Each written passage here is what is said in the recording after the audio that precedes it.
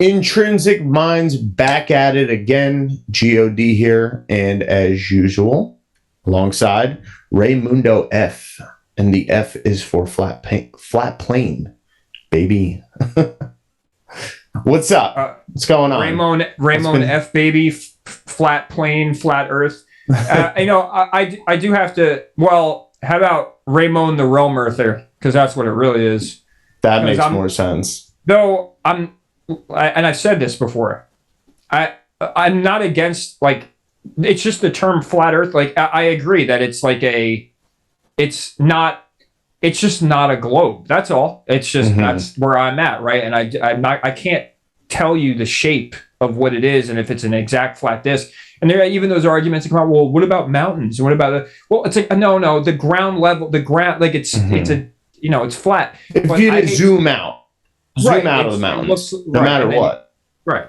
But I'm more of, because where I come from with all this stuff is I just believe in patterns, right? I have Pallas Athene conjunct my sun. And for the people who don't know astrology out there, Pallas Athene was the mind of Zeus, the feminine mind of Zeus, who noticed issues, pattern recognition and intelligence in a creative form and seeing things in a bigger picture type of thing. And I'm also a Sagittarius rising. I'm a very big, even though I'm a Gemini and I can talk a lot and be detailed, I'm a big picture person. And for me, I just think if you look at nature has all the answers kind of embedded in it already. And the Mandelbrot figure and mandalas and the fractal nature and the holographic nature of everything.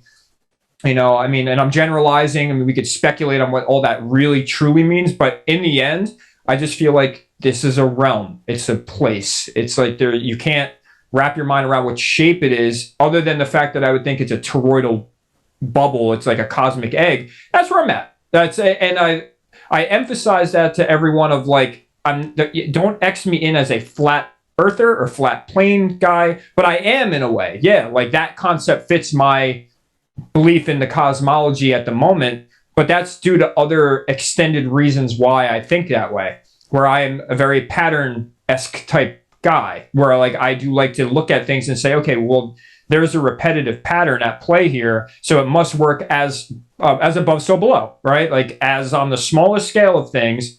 And there was a recent study that just came out about how they discovered electrons are mini torus fields. Right? So everything is these toroidal bubbles. Like even Ken Wheeler, the master of magnetism and knowing what particles really are and all of that, and how it's this holographic, hollow fractal type nature, and everything's not solid, and it's all energy, which is magnetism or the ether. The fact is, to end this rant, is that's to me what would make sense the most. Being on a ball where water magically sticks to it and it's spinning at this amazing speed and flying at this, all that makes no sense to me. The flying through space thing is the thing that gets me. I'm like, yeah. And the stars and how it aligns, and even just Orion's belt lined up with the Pyramid of Giza always exactly. Yeah, that alone right there is enough to question it, at least. Well, the stars are always in the same spot. No one's ever seen the curve. Water has never been a repeated fact, or there's never been an experiment where they've gotten water to stick to a ball. They've gotten a droplet to stick to a finger or like a plant. But that's surface. That's different. That's different. Right, it's different, right? And on top of that, the whole gravity thing too. Like everyone out there listening, go to your Google or DuckDuckGo or whatever you use, and just ask the question, or even ask Siri. Is gravity a theory or is it a fact? Now, of course, some things immediately say, hey, it's a theory and all that, and go look it up, you'll see. And then, of course, now certain websites go, it's both. How is that even to me, what that's saying is the description or demonstration of the thing says gravity is a thing, but we can't prove it. But because we could see it, it's there. So they actually say it's both a theory and a fact. If something is a theory, it's not a fact. But that's what they try and say. So that's another thing, right? So anyone who argues the whole gravity thing and all that, gravity is still hocus pocus. It's just that we're all sticking to the ground and there's no other explanation, which there is, but gravity is still like a unicorn. or like a leprechaun. Like it's not real. Like it's not proven. But the demonstration of us being on the ground and things falling and all that is it's a real thing. That doesn't say that doesn't exist, but the theory wrapped around what gravity is a farce.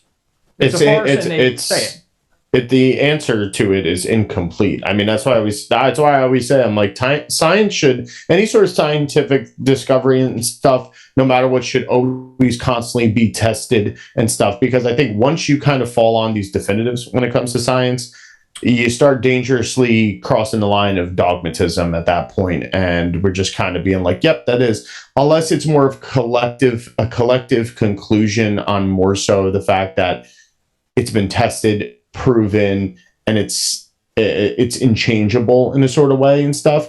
But most likely, I think that it's always got to be tested, whatever the theory may be, whatever the cause and effect is, the hypothesis. That's the point of science. So yeah, and in the end, it's just and just to add one last thing is, it's just not that whole topic and that community, and I don't care anybody out. I don't X me in with as I'm a flat earther, but I'm someone who believes in the realm. That community is not stupid. They have a lot of great points. I agree with them on most things, actually. And I still think it's something just to be investigated and speculated on. And we should stop diminishing the fact that certain people like are out there that have a lot of great arguments. The fact that the world's not a globe and all that. And then all the other questions immediately flood to people's mind of why would they lie, and how could all these scientists lie, and all the universities and all that. It's very simple, but you have to, that's an episode. That's an episode of its in itself, really, because there's a lot to that. And it's, to me, I just hate people who have arrived. I said that last episode. Like, you just shouldn't have arrived at anything yet. You don't know. Like, most people that spill their beliefs about anything, astrology, flat earth, dude, I mean, even Rupert Sheldrake with Morphic Fields gets a little bit of heat. Richard Tarnas, who was a Harvard graduate and wrote some amazing books. What was it? Something of the Western Mind and Prometheus and Cosmos and Psyches, of course. He's a Harvard graduate. He was an extremely intelligent guy, wrote about astrology and the history of the world with astrological transits of the outer planets mostly and all that. And he even got flack for, like, through the academic community that he was crazy. And but if you go read the information, if people drop the whole like peer review hive mind, like, oh, he doesn't believe mainstream, so attack him, or he's stupid, or he's crazy, or he's delusional, that just got to be dropped. It's just got to be dropped, and we got to start having fun with all. People don't like that whatever. That people become too comfortable. That's the thing. They become comfortable in something that they lazy. Know, or or lazy. But they become comfortable in something they think that they know or learn, and then anytime something kind of challenges that, and I think this is where the laziness comes in, and it may be more of a subconscious thing. It's like, as soon as there's another thought or idea or theory or questioning of that thing that they they know or that they learned, right away that starts challenging it, and it brings up this kind of defensive mechanism, and that's just a personal trait flaw in them as well, that's been reinforced by many different, I guess you could say, hierarchical type systems that they're in, and therefore that allows for that argument and to oust people, and they have a majority. There's a majority of those people rather than the people who are alternatively looking at it and questioning things and stuff like that. And therefore, but if they were to not and actually sit down and really engage with whatever these alternative opinions are and theories and equations, whatever it may be and stuff, then I think there would be more of a it would kind of dissipate that whole defense mechanism and stuff and everything. But the world we're in now today is a very reactive one, and part partially some of the things that we're going to talk about, especially, since we've gotten into this year and the previous year and everything.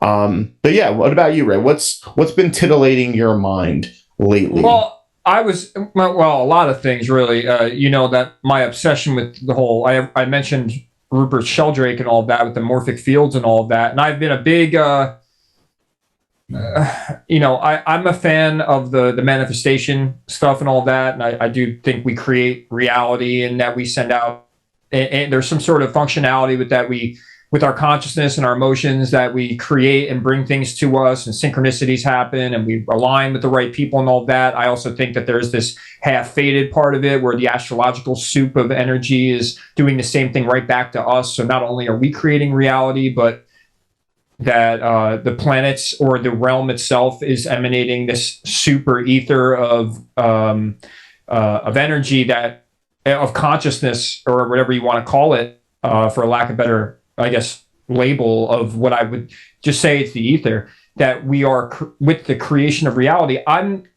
What's been on my mind the most is how things work. Mm-hmm. And the fact is a lot of people think that you can't answer that. And so the idea of morphic fields, which is very fascinating to me right now, and Rupert Sheldrake's work is amazing. And it's about how, morphic fields are communities of people, or they're these, they're termites, or schools of fish, or whatever, any type of groupthink or hive mind. It made the an experiment of the 100th monkey effect make a lot of sense. And he's saying that there's this like cloud or strata of consciousness and information that exists. And that's how species carry on, like all the information from a species through whatever means, maybe the DNA, maybe the water, and DNA, and somehow things being passed on. But it's not just genetic, there's energetic memory. And so that's what's been, to me, probably some of the most important studies I've done recently, because I'm trying to figure out how it all works and how it's all possible, because then that's going to actually give the opportunity for people who don't study this stuff, or like to research, or don't have the time to really start kind of at least just opening their minds. That's been my goal for now over a year. Because one thing I do have to state is I'm tired of things being repeated over and over again and nothing being able to be, I can't go and express this information to other people who already don't believe it or study it, and even just pry open their mind a little bit, like just crack the shell. And so that's my thing now. Like I'm on a journey to study what maybe these morphic fields have something to do with the transmission of energy, and the transference of energy of maybe from the stars and us. Like maybe there's the way that the ether kind of it's a medium, and it allows things to be communicated energetically, and that's how reality is created. And so we do it ourselves, and then we also do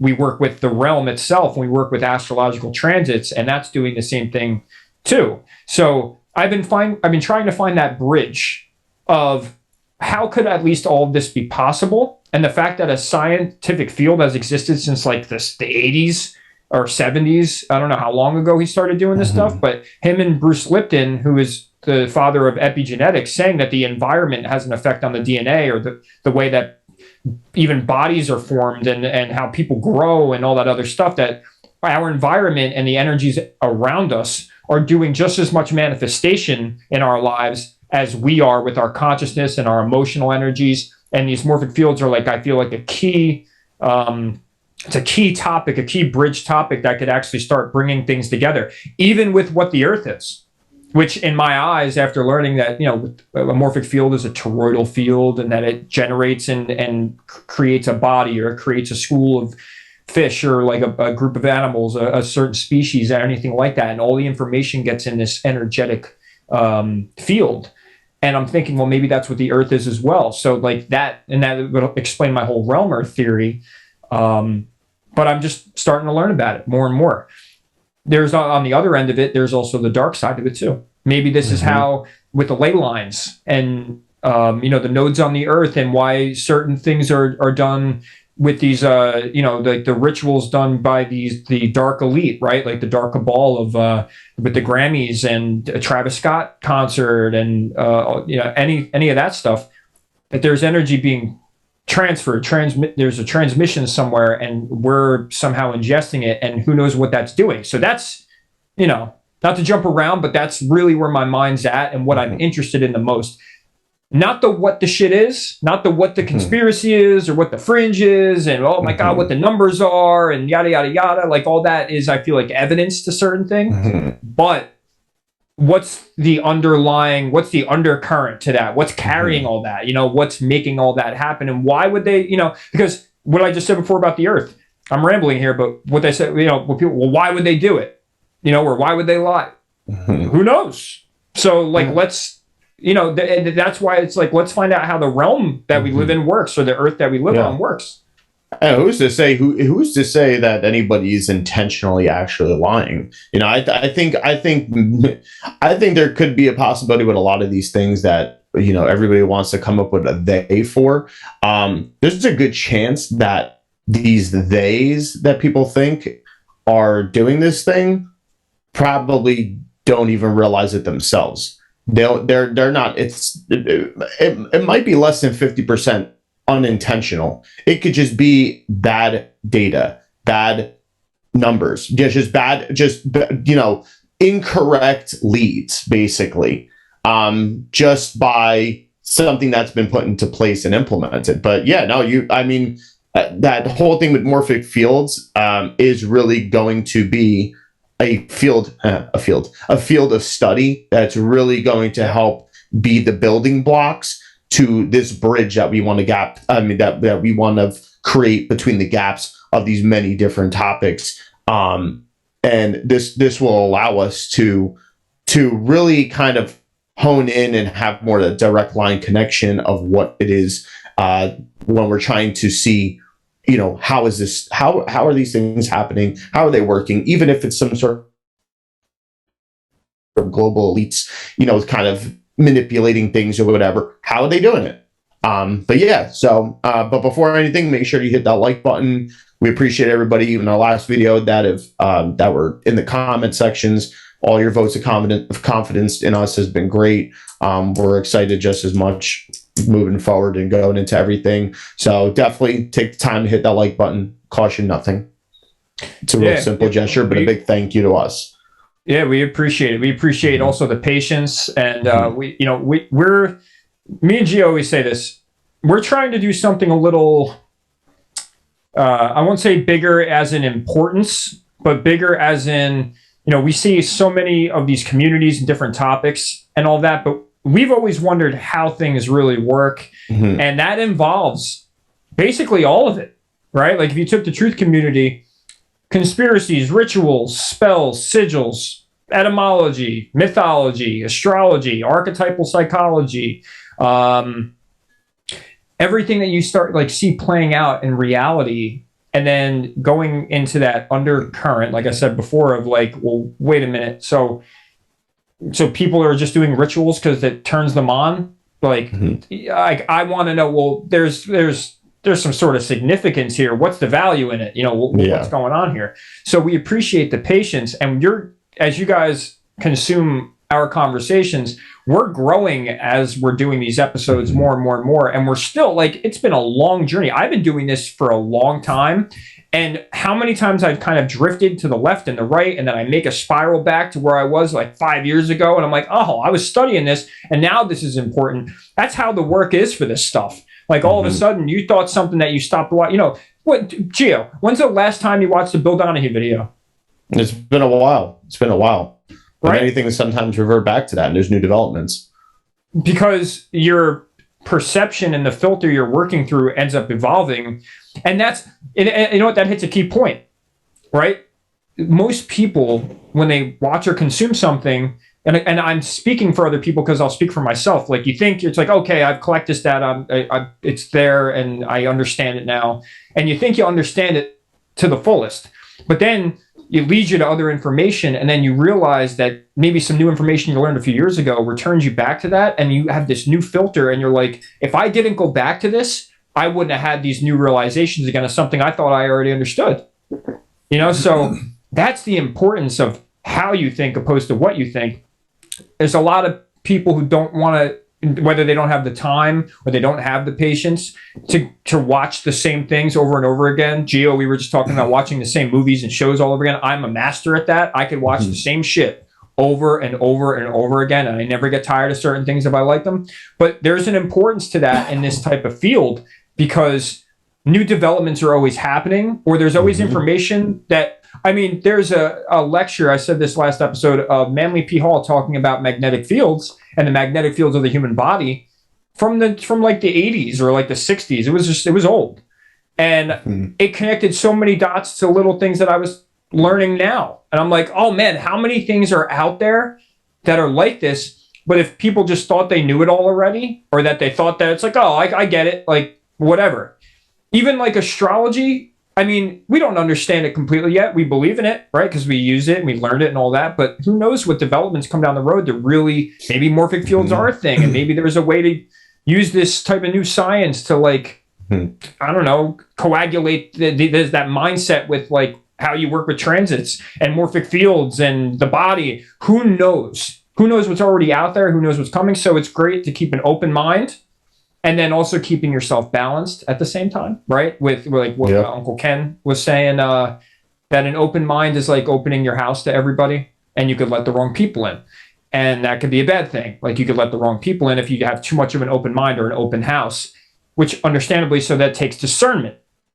But there is the patience factor and the persistence factor of like, I don't know like I'm just going to treat every day like I don't know anything, and I've just collected data, and I just stay in the suspended state of mind. And that's what we're going to constantly do that. So back to yes, thank you for everyone who has commented and liked and subscribed and all of that. And we appreciate the fact that if you're taking the ride with us, that there are going to be times where we come back to things and that we want to reiterate what maybe we even change our minds about stuff, but it's almost like teaching ourselves and you guys and everyone else listening that it's okay to do that. And this is the way, I think the right way to do detective work and researching on how reality is.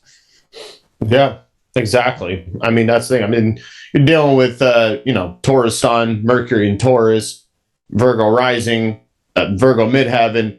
We're trying to analyze and really create the practicality with everything we do. And the support, the constant support, the more it grows, the faster we actually get to utilizing every sort of, thing that we need to in order to create that practicality and be able to deliver tangible, valuable information and with things to use. So once again, thank you to everybody liking and subscribing and commenting and everything. I think I've said it before in the last one too. Definitely once that website goes live and the whole subscription thing start, we'll definitely do an offer for the first few people that subscribe. We'll make sure to make it juicy for you.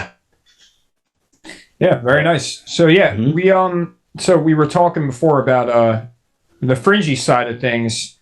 We did want to hit on a few of the things that happened. You were talking about the most recent bank collapse and all that other stuff. Maybe we can work the astrology into this. I had a thing I wanted to say before about even the astrology, and we can work that into all the changes that are happening and even some of the more conspiracy-based stuff. But the way we approach everything, or the way that we're seeing things, the filter we're working through, we have two really big transits this month, which is Pluto leaving a sign it's been in since 2008, Capricorn, going into Aquarius. And then we also have Saturn, which just entered Pisces. And to me, what I see is the whole reality shift going on, both in science and both in religion. How people's beliefs and their ideals are about to change. And if you fight that, this is where you learn the beauty of astrology, where you know that certain things are about to change and you're ready for them mentally and emotionally, and know that you're going to be challenged for the next 2.5 years with Saturn in Pisces, with what you believe or what you think is possible, what your spirituality, your religion, and all of that. And then with Pluto in Aquarius, you're going to have all the gunk from big tech and all the control mechanisms being used on here with information, because Aquarius is an air sign. So the way we even deliver information, or what information is making it out into the airwaves, all that stuff there's gonna be this rebirth, but we're gonna have to go through a death as well. So there's a big change coming, and I think the best thing to do is to keep that mindset we keep speaking of, because if you're too rigid right now, or your mind's too closed on the other end, then it's going to be a uphill battle. It's going to be really hard. And I think it's getting rid of that rigidity. And so allowing all of us to be able to think more openly and also share openly without criticizing too much about certain information, especially the conspiracy stuff we can go into a little bit, there's a level of importance there. So Gio, at first you said you wanted to talk about the the UAPs and the spy balloons. What's your thoughts on all that stuff? Yeah, well, so when it comes to that, I think that really, I felt that being like, so that happened, between January 28th and, also there was a few times like February 4th and the 10th, the 11th, the 14th, and then shooting all these things down. All right, well, just from the observation point that I just, that I want to kind of speak about and clarify, like that we didn't really get to like talk about when we did that Patreon, was the fact that, let's just look at this, right? In what military responsible organization would you shoot first, ask questions later when it comes to an unknown threat? And especially if it's supposed to be some sort of possible alien thing or whatever and stuff with their advanced technology. You wouldn't just shoot at something that you don't know what it is and possibly invoke some sort of catastrophic war of some sort and stuff like that. That's one. Two, say this is not some sort of out of world technology, some extraterrestrial technology, right? And it's just some sort of, Lockheed Martin or, BlackRock or Vanguard Group or something like that, one of their equipments, and we're shooting it down, right? Somebody's shooting it down. Don't you think that would come out in the news to be like, hey, like, lawsuit, you shot down our shit? Not only that, irresponsibly flying it in restricted air zones and stuff, and too. So, they would want some sort of compensation for shooting down their equipment and stuff like that. That's one. I mean, that's two. The other thing is, why has none of this shit been recovered? Why is there no reporting on recovering this stuff? Oh, they said, I think one of the excuses was that it got lost in the snow or something like that.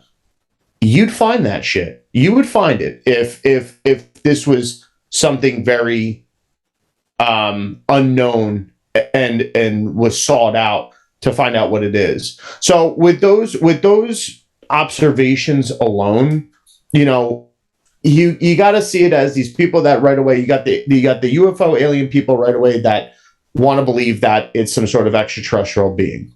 I'm sorry, given the circumstances, given what I just said, it's not.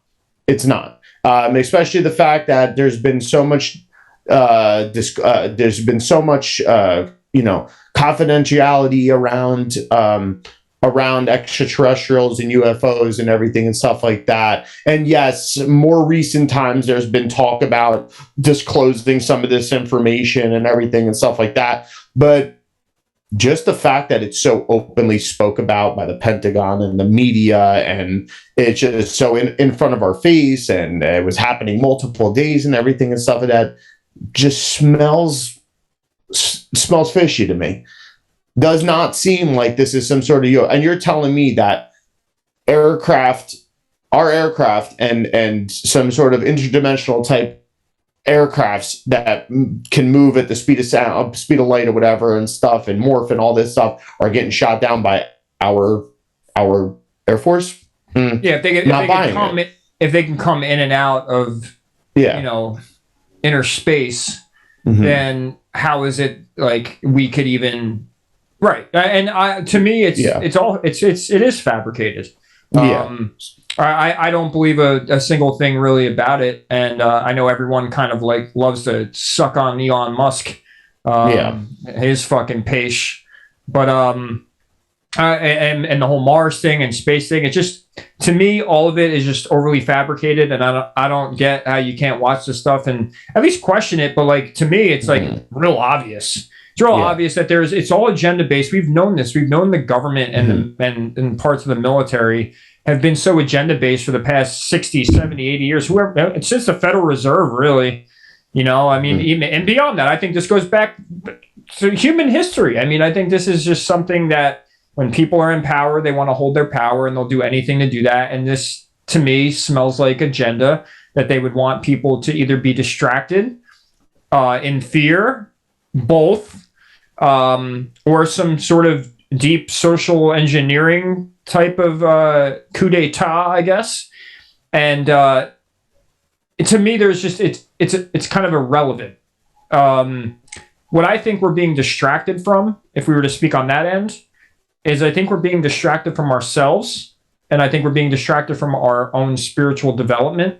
And I think that's the spiritual war that we're at, where even a lot of the satanic rituals that you see at the Grammys and you see with concerts and music videos and stuff, and then it's aired and you see it flood on TikTok and you see it flood all over the YouTube and all of that, that there is some sort of distraction at play. And yes, I think a lot of it works. I think a lot of it's true. I'm a person that does believe in magic with the K.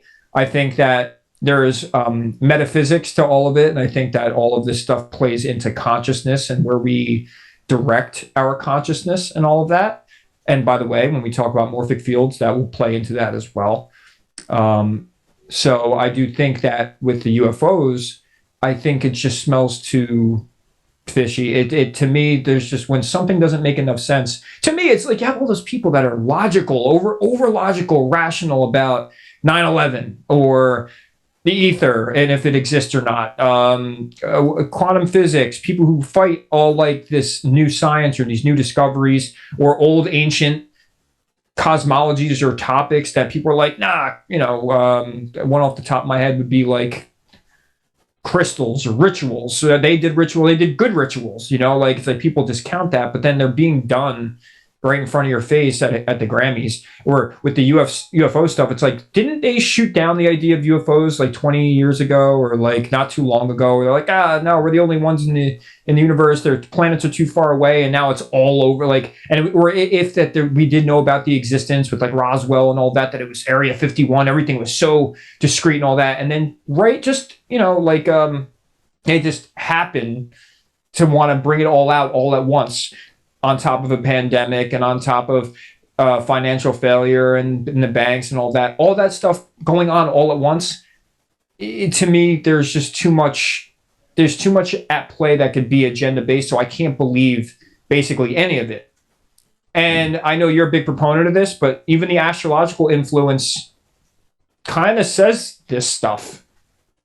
The corruption of the government, the end of Pluto Capricorn. Pluto brings up all the sewer, like all the shit from the bottom of the sewer, and it makes it flood to the surface, and it brings awareness and transformation and rebirth of consciousness. And don't you think that everything's so fishy that you're like, I think this is all mostly bullshit?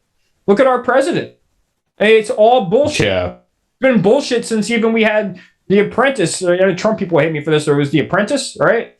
We've had actors. There was an actor as the president of Ukraine, and there was an actor as the president of the United States. And now Joe Biden, if you take that guy serious, I think you got something to work out there. But yeah, to me, it's all just too fishy. It's too inconsistent. It's UFOs to me. We still don't even understand what they are, what they could be. And there's so many possibilities that why do we have to say that those were even UFOs or military technology? We don't know. We don't know. Yeah. So to me, the most useful and valuable thing I can get from this is this must be a distraction. Mm-hmm. Yeah, and that's the thing. It's like if it is a distraction, I mean, one, let's point out the obvious. Everything's leading to the fact that you could rule out any sort of interdimensional extraterrestrial type beings, if that being what it is. No. You can definitely. I'm pretty confident on that you can rule out that that's not what that was. Am I saying that some sort of beings don't exist? No, that's not what I'm saying. I'm saying given this circumstance, it's not. So then you have to ask the question. Then it's just like, okay, so what?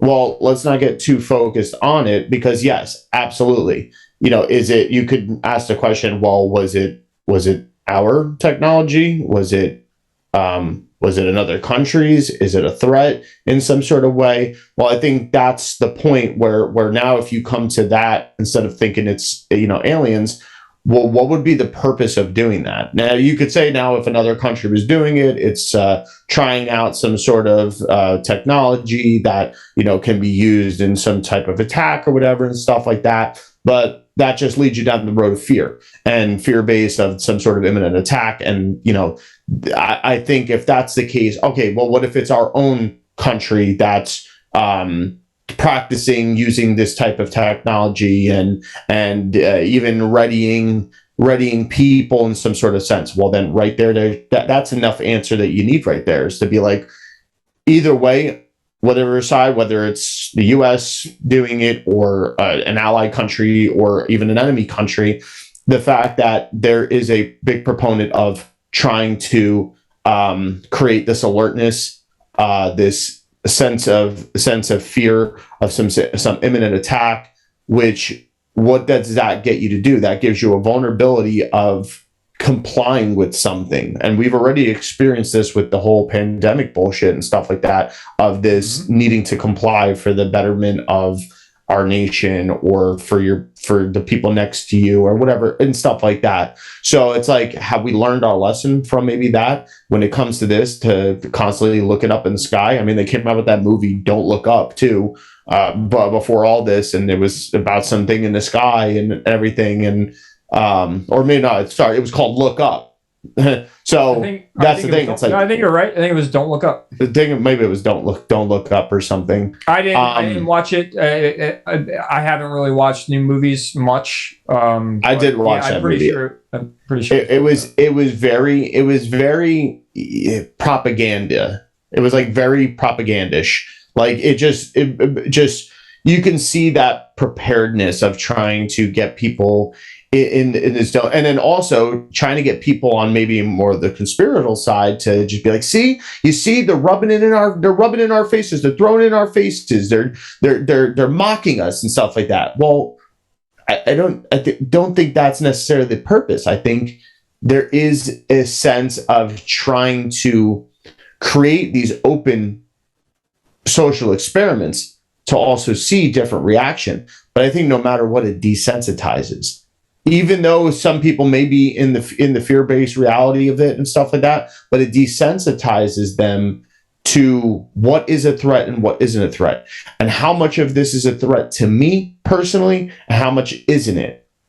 And therefore, it allows more of this vulnerability to be like, well, I need to watch the news more now, so I can stay up to date and see what's happening with this thing. Rather than focusing inward on maybe some things to yourself, and to ask certain questions for yourself and get you to follow the certain narrative and stuff. And I do think that there are those deceptive tactics as well. But that's the thing. But if you were to go inward more and kind of see more so of, even when it comes to the UFO and UAP stuff, if you go more so into the research of things, and you really see where this technology, when this technology was even kind of started and replicated, it'll bring you down a whole rabbit hole. Not to get lost in a rabbit hole, but bring you down a whole rabbit hole of understanding. Yeah, there you go. And it would bring you down this rabbit hole of looking into even the development of the Antarctica Treaty, Hitler in World War II, and his military advancements that he created with replicating UFOs and UAPs and all different types of weaponry and everything. And even how before that, in the 1930s, there was some sort of aerial phenomenon over LA, and they blacked out and they had spotlights going, which is very not talked about a lot, which is pretty crazy.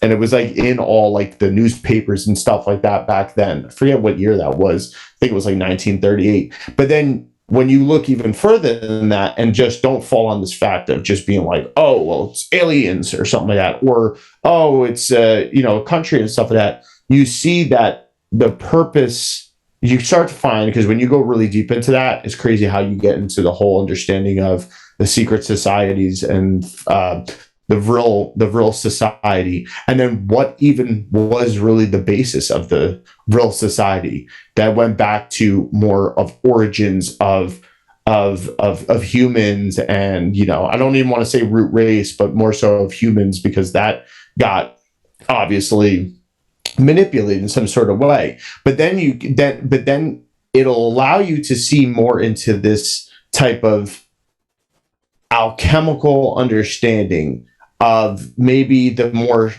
significant truths of even your own self, which we don't have enough time to go into those things, but eventually we'll do probably more of an in-depth talking at whether it's real society, what real even is, and that whole thing, how it relates to prana, chi, and all that and stuff. But one thing that was crazy, more so on the astrological side, when it comes to that, is it made me really think of, the whole spy balloons, UAPs, and all that shooting shit down, was Mars and Gemini. It's this activity in the air, the very Martial type activity going on the air, but more so, I guess, in a, could it be this or could it be this? And it's very, very confusing but deceptive as well. So yeah, that's kind of what I think on that. And also, I think there was something along the lines where that was interesting about. I think where I forget where it was, where one of the, if I don't know if it was a spy balloon or no, I think it was this one of the spy balloons or something like that. I don't remember if it was where it was shot down or where it was spotted. It was on where that across eclipse line is that intersected what the eclipse line for 2023 or 2024, where it's going to intersect with the eclipse line from 2017. Yeah, and that's where those patterns, I guess, it's where there is deliberate sides to this, and things I think are done in a very occulted type way. And so that's why, going back to my mindset here on learning how it's all possible or how it works, learning what they would be doing, opposed to just constantly just pointing out what it is, like what the event is and what the numbers in gematria match with it and all that stuff. Like, it's data, it's all important. It's just that the overabundance of just talking about it and then having just constant speculation. We've done that since the truth community was birthed on the internet, right? Like, it's just been speculation and all that. And then every now and then you end up catching some information where you're like, oh, that's why they would do a ritual on the eclipse line, because you have these ley lines of intersecting energy and like I said, the morphic field thing we talk about next week, if we do, I'm sure we'll probably end up doing that. It's connecting those dots. Why would they choose Mars and Gemini? What is that deliberate, or is that more of, like, to me, that's where the organic side comes in. It's like, oh, well, I don't think they're just monitoring the astrology and are like, oh, yeah, this date for a ritual, this date for a murder. And a lot of people are convinced that's what happens. Well, but and I'm sure it's maybe done. And I just think it's a very small percentage than what people really think.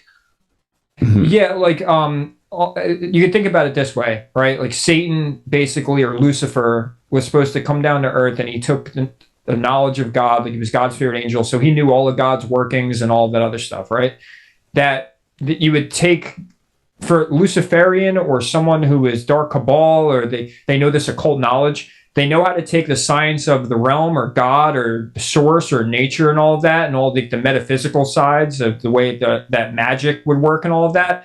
And they start doing it themselves, and they start making themselves look like a god, right? And the more attention we give to them or what they're doing, and then we're decoding all of their stuff, where energy goes, where attention goes, energy flows, right? So we're even, and this is Waters Above, great channel, and his take on this was like, the more that you call these people powerful and that that you're catching on to their rituals and their numbers, you're still giving them that vril or that energy. You're validating that power. Right, you are. You're saying yes to it by constantly observing it, and then also having some sort of emotional uprise about it, whether it's good or bad. You know, because some people just get excited about it, and I get there is an excitement level to it because it's amazing. Like the It's puzzles, kind synchronistically, of. it's yeah, it is. And everyone who's a puzzle person, like I'm even a puzzle person, there's a dopamine release when you're like, oh, I caught that symbolism, and they did this ritual on this date and these numbers, and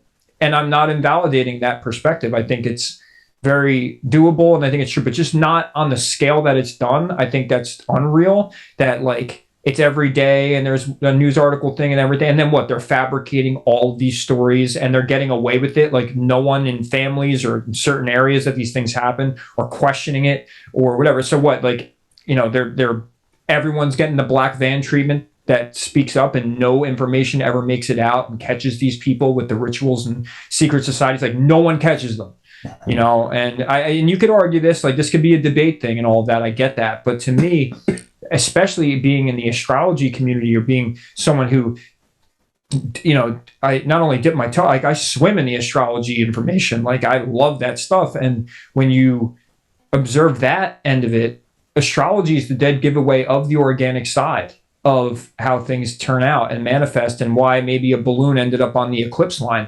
Who knows? Maybe there's some sort of astrocartography to that we're on that specific place where there's specific energies and specific ley lines that the realm kind of naturally manifests certain things like this, where it could even look like a ritual. So that's the game we're playing here, right? We're playing a game of what's organic and what's inorganic. And if you don't believe this stuff in the first place, or you can't see the metaphysical side and spiritual side of life, well, then you're already out of the debate. You just think it's bullshit, or you think that it's crazy, or that it's waste of time and all of that. But when you understand metaphysics and you understand the occult and magic and understand that there's a light and dark side to it, and you actually are open-minded to this stuff, you start realizing that the game or the puzzle you're really playing is not who's doing the rituals or not what we all know, that it's basically some sort of power trip or power grab from some group of entities or whatever it is. That's, most likely, but you can't.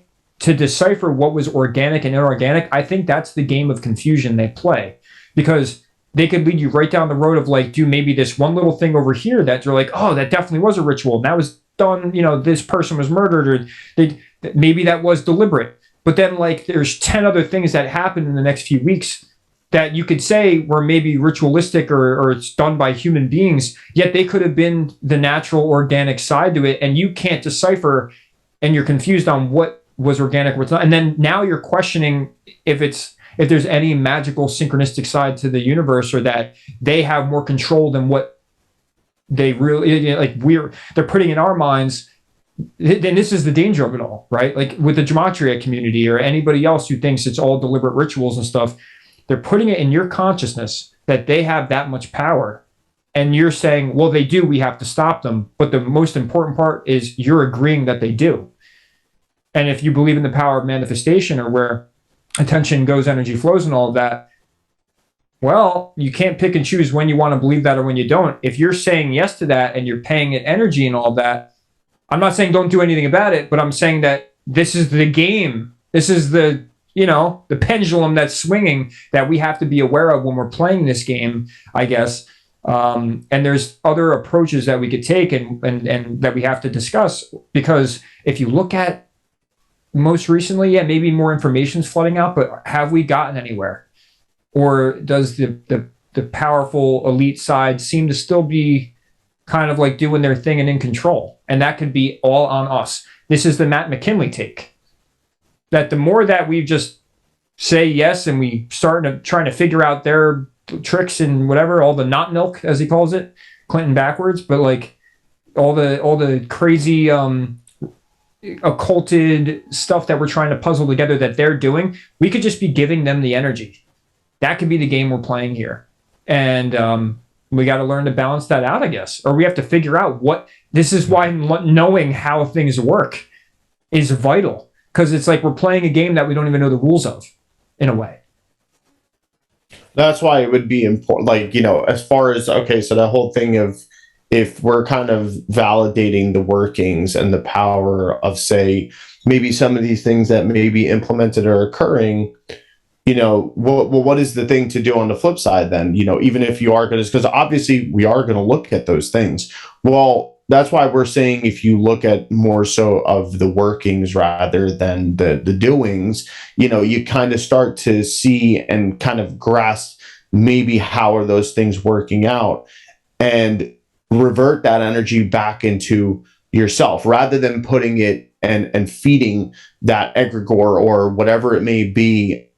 And you can start feeding, okay, well, how can I create those inner workings in my own life, and kind of use that momentum for myself, or by understanding how that is even collectively working. You can bring that down on a smaller scale, so you're really using that energy and that attention and that flow to that, rather than just ending off at the point of being like, well, it's this person doing this with this ritual, and this is the way they're doing the ritual at this time, and it's creating this on the outer scale, where rather you kind of see more so of the mechanisms, I guess you could say, of how that would even possibly occur. And then how does that relate more so to you in your own life? Think simple. Think of how maybe, okay, so maybe if it has some sort of, that you've created that connection with the astrology, and say maybe something like that, and you could look back and be like, oh, okay, well, during that eclipse around that time, what was happening for me around then? What was happening in my field? And besides, and I'm not talking about on the world stage and everything. What was more so of my feelings during that day? This is why journaling is great too, which I'm guilty of not journaling enough. But what exactly was going on? And you could kind of see how that momentum of that energy, if maybe you were to take on some sort of your own practices and your own, I guess you could say, rituals and stuff. And I'm not talking about for some shady do without will type way of, kind of trying to inherit, the person that you want to be with so much and stuff like that.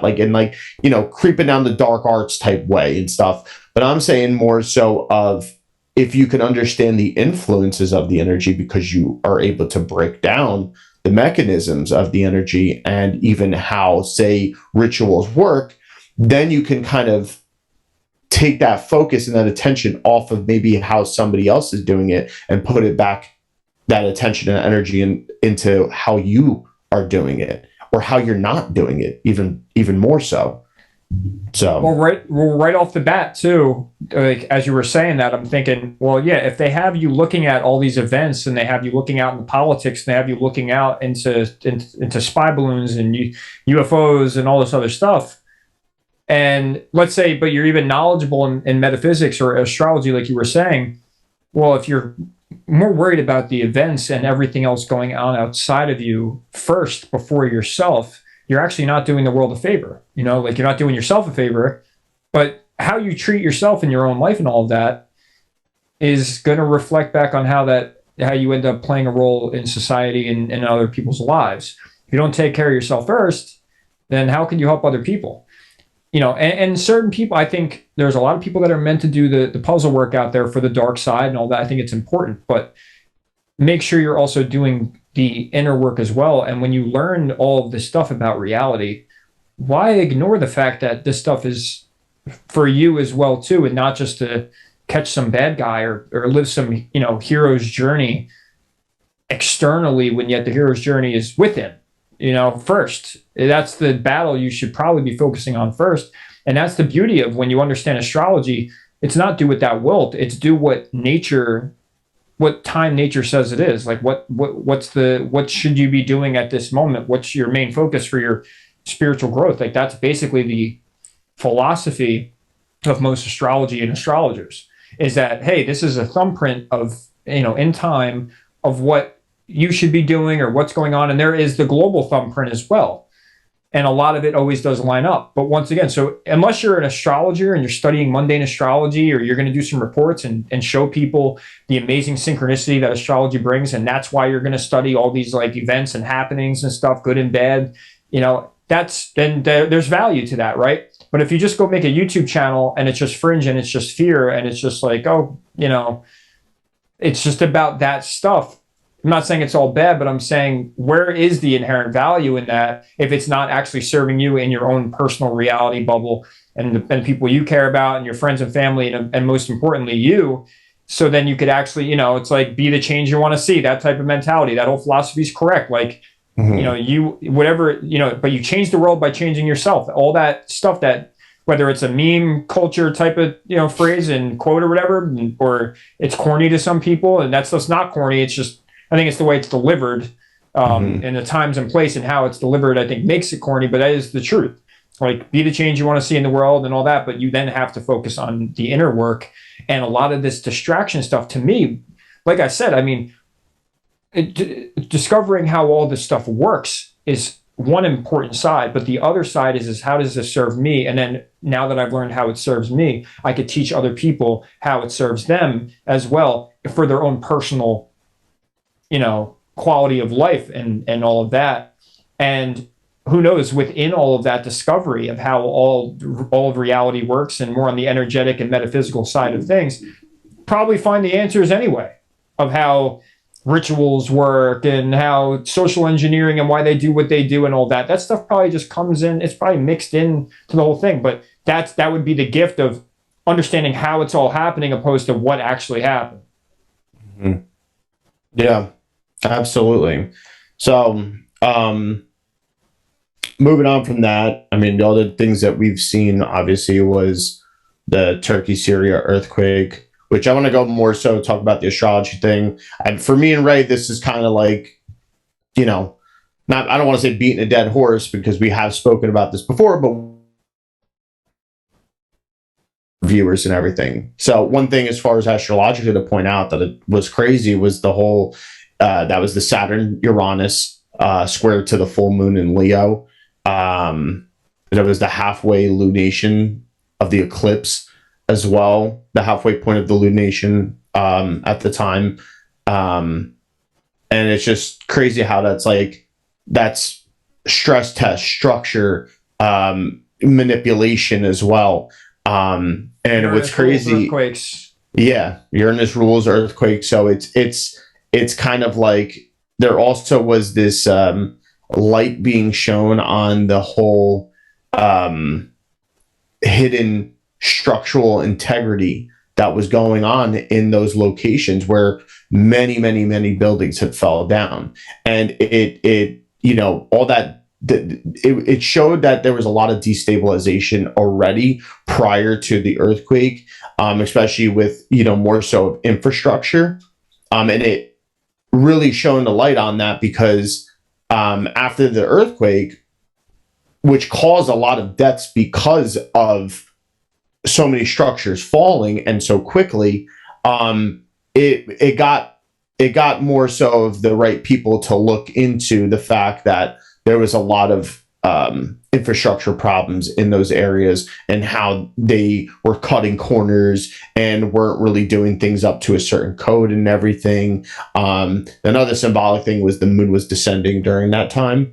So, descending, it's falling, the buildings were falling structures. So I thought that was crazy. I mean, yeah, it was, it's absolutely shitty that happened and everything. But even that, it's just how the astrology does not lie and how the timing is so on point, and then right across the world was, as it was happening and stuff too, or like leading up to it, was that whole Grammys spectacle with Sam Smith and the real red demonic looking fire, hell, horns, all that being in a cage, all that was going on, and there was a lot of uproar about that because people were just seeing it one way as just being like, oh well, this is satanic, and the whole trans thing, and being like, and then you have the conspiracy side of it that are saying that it was a ritual, that it was done, and it may well be, because even in my own findings, I saw that the location in Los Angeles, right? It was LA, I think. Yep. Yeah. Big ley line. Big ley line that does connect to that Middle Eastern that ley line that stretches across and intersects where Turkey is that epicenter point of that ley line that connects and branches out upwards, more so into like the northeastern European and northwestern. Well, that'd be northeastern Europe, as well as northeast of Asia as well, and like Russia and stuff over there. So it was just wild how that links up, and it's like, so what is that saying? A lot of people want to say that maybe that ritual being done is what created it. Especially, which I thought this was a little fun fact, was that there was an issue prior to Turkey having an issue with some sort of alliance agreement with Greece that had to also do with NATO. And there was a lot of back and forth for that. And, could you say, direct energy weapon, some sort and stuff, because they're not complying and bring down their infrastructure in some sort of way? But then also, how do you match up that the astrology was working, working in that realm of that favor, basically? Is it that they picked that? And this is what we're trying to say, how it's like, that's not necessarily the case. There is a conscious field that could, and I'll let you go into that more so. Well, and that's where the mockery thing doesn't make any sense, because most people, if you look at the percentage of people who believe in astrology, it's still basically frowned upon by most of humanity. It's growing. But so if they were going to do some mockery ritual and they're going to pick a certain why would they pick the astrological? Because to me, it would be more so than there's an energetic thing at work, and then that kind of fills in the gaps with the conspiracy stuff and the ritual stuff, which totally can be possible.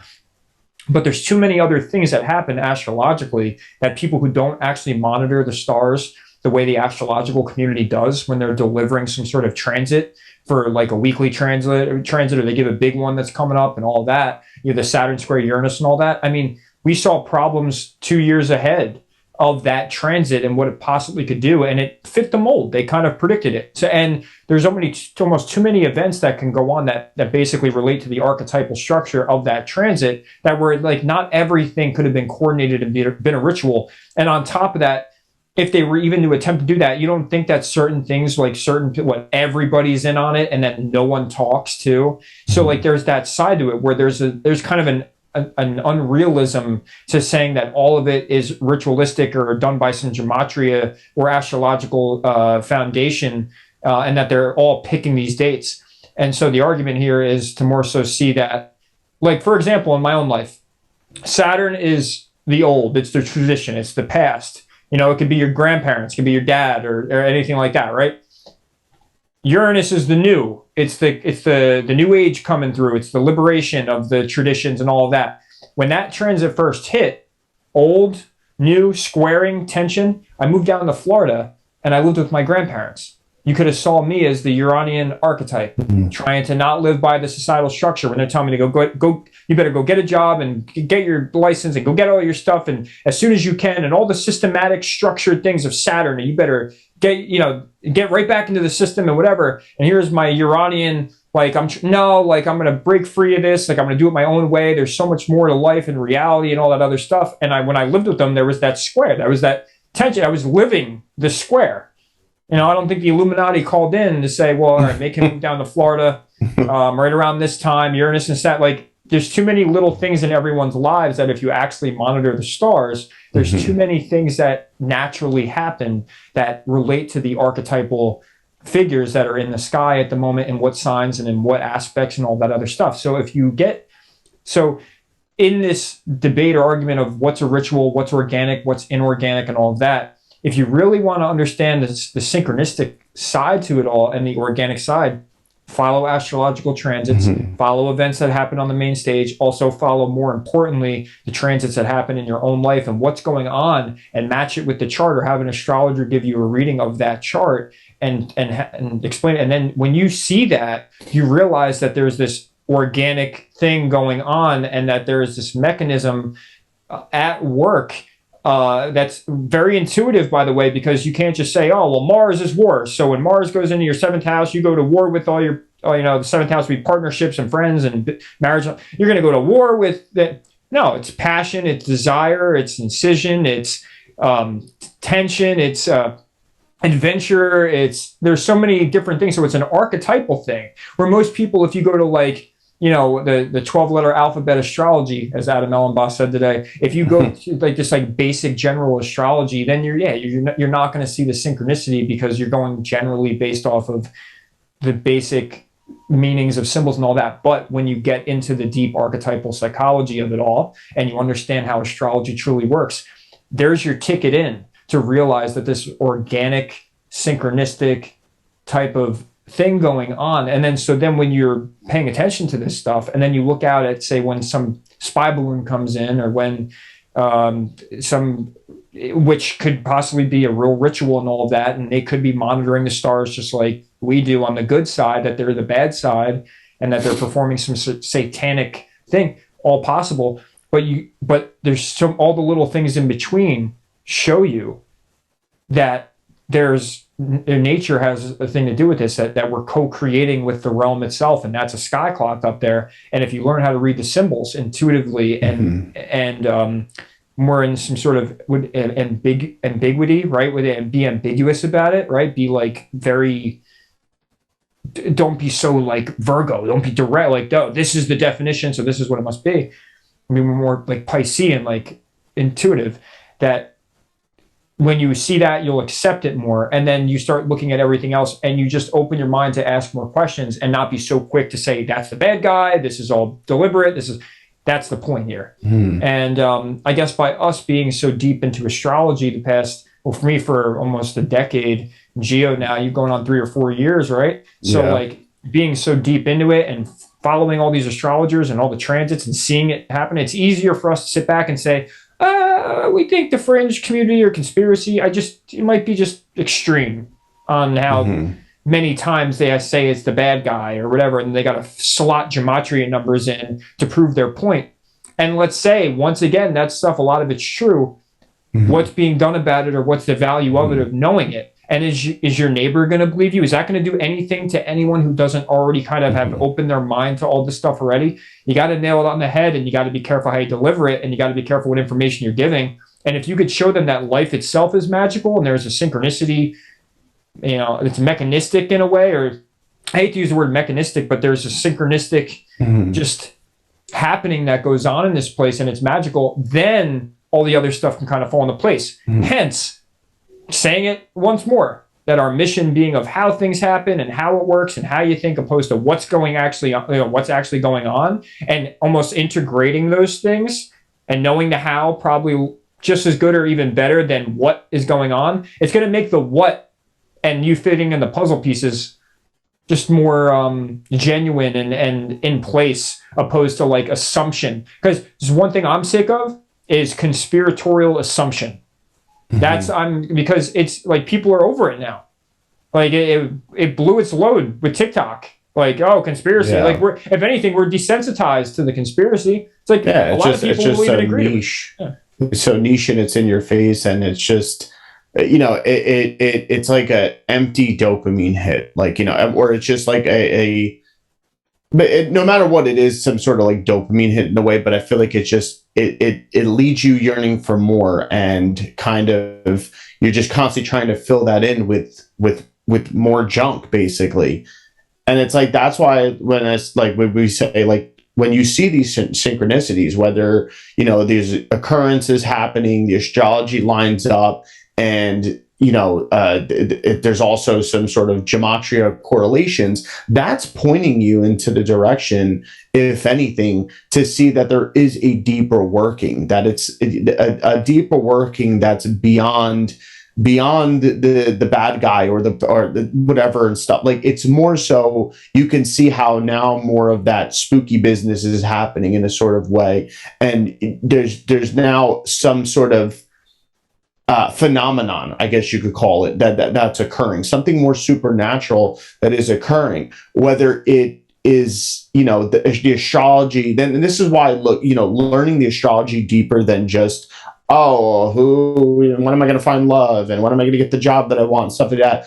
Starting to go back to the old books and everything, and learning astrology as an actual science, as an original science, and kind of how that even has developed. You start to see how maybe some of these transits are actually activation points for some type of archetypal consciousness to kind of have more of a dominant presence, and it could be more than one at a time, and they can be conflicting. They could be aiding one another. And how does that seep into human consciousness in that sort of way? How does that get activated in the human psyche that we can say basically is manipulating? I don't want to use it I'm not trying to say it in a derogatory way, manipulating, but it even activates. So in that in that giant macro brain that's going on over there, and all the transmissions of energy, the same thing is going within our own transmitter of a brain and transmitting those energies and stuff like that. And depending on ourselves as well, we could be playing out some of that archetypal consciousness. So who's to say, that whole thing with the Grammys or whatever, and the people that run the Grammys to construct it and saying that, yeah, we're going to have this performance and do this and use these color schemes or whatever, they could be subconsciously influenced by the energies that are current, and this could be aiding in a thing that is organically happening. That, yes, it may connect, but you can see deeper into that, and see that as a possibility if you let go of the trying to find the reasoning for it being some elitist group or what governments and stuff in that sort of way. And that, when you could do that, that'll teach you more about how energy is transferred and working, and a lot more about consciousness, which in turn teaches you about your own workings, your own consciousness, and how to kind of revert back to these kind of, I guess you could say, metaphysical ways of understanding this etheric soup that you live in, this meat suit that you live in, how the brain is taking things in and projecting things as well, where the mind really resides. Is it in the brain, or is the brain just a transmitter? Is it in the field? So what are our thoughts and everything? And that's why we're constantly heavily stating about the astrology, because the astrology gives you the ability to actively and more accurately work with those energies and be more aware of the timing of some of these things. Yeah, and just getting a proper reading will do that to you. Mm-hmm. And I'm actually going to share something that's a little personal, but it's just to show everybody. If you know the concept of Gio, is share screen on? Yes, it's on. All right. So I'll give a little preface here, but so. If you've been listening, my dad passed away 2020. And by the way, the astrology of that was he died on his Chiron return. And if you don't know what that means, Chiron's the wounded healer. It's, he died at one of the most painful parts of someone's existence, according to the sky clock. But he also passed away when Saturn and Pluto conjuncted, and actually passed over my own Saturn. And Saturn, into some archetypal astrology, will pose as the father. And Saturn can be the Grim Reaper, also Pluto's Hades, which is the underworld and all of that. So the symbolism played out astrologically. But on the gematria end, if anyone's interested, so if you know how gematria works, A is 1, B is 2, C is 3. I got to sound like Zach Hubbard right now. Mm-hmm. But so you use a number cipher for letters. And so I was curious a long time ago, well, when my dad first passed away, I go, let me just check and see something here. So I decided, I ran through some ciphers and typed in some words. And I typed in my name to see, all right, what are my numbers, all right? So there's my numbers. And then I typed in my dad's at first I didn't get something with his just regular name, so I typed in his full name. And then, according, I'm sure he died of a heroin overdose because there was heroin found in the house.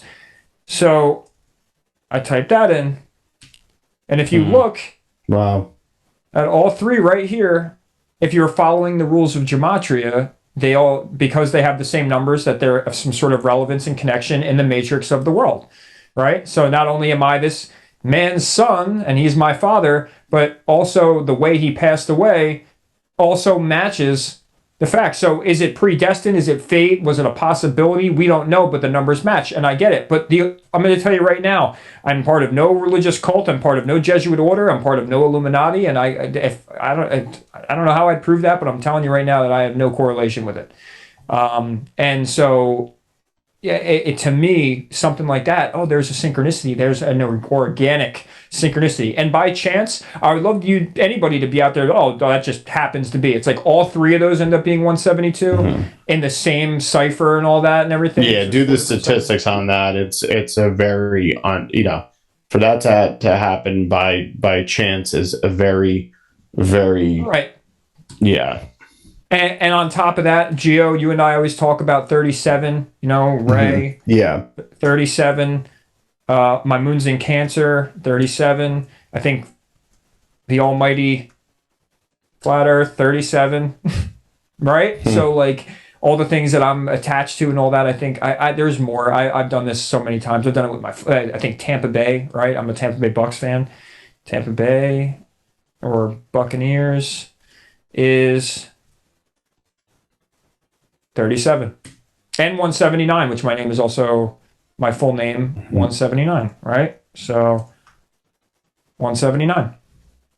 So there's an organic side. Like I didn't. The Bucks chose me in my eyes, right? Like as a football team. Flat Earth is something that I randomly became interested in and stuff. But and Gio, 37. How many times? Remember we went on that run, right? We were just seeing 37 everywhere. When we decided to come back to do the podcast and we were all set, it was 3-7. Saturn entered Pisces this year on 3-7. So that number is connected to us ultimately and all of that, and it's in my name, and it's and so you could play along with all that gematria stuff, but to me the most important things is your personal experience of these things, because then you could see the synchronicity, opposed to like lining up some big global event or some ritual and say, oh, it was used to be a ritual and to extract illusion energy from other people so that it feeds them and it gives them more power and more manifestation power and all that, which all, like we've God repeated over and over again, that yes, all that stuff's possible and most likely happens in certain instances. But this part of it isn't focused on enough. And the only community I see kind of do it is the astrological community. And spiritual community to an extent is like they do it too. They believe in all this stuff. And the manifestation community does all of it. So there's a side to it that's organic, and there's a magic side to it that's good. So it's like, could they also do this stuff to get you afraid of magic? And to make you think that it's all evil. So maybe that's what they do to the conspiracy inference side, is like, oh, it's just meant for the mockery and the deception and the loose energy, all the vril, eating up all the vril and taking our energy and distracting us. Oh, well, all that occult, maybe that's what they did to all the witches and the witch Salem, the trials and all that. They got people to think all that stuff is evil. Don't look at that. Go back to church, follow your government. Be afraid of them. They might kill you ritualistically if you speak bad and whatever. It's like, you don't know. So see, when you open your mind a little bit and see it from this end, if you are open to seeing it this way and don't want to debate the fact that everything's just evil and that it's being against us and we just got to, fight the bad guy and all of that, there's a beautiful side to it all. And a lot of us can be distracted by just that rabbit hole chase of like, what's the darker side to it all? And that's cheap dopamine hits, like you said. Yeah, that's the thing. It's like we have to avoid just trying to only be on the trail for those dopamine hits. We have to kind of construct through, actively working in our own lives. And, the dopamine should come from knowing that you're doing the inner work.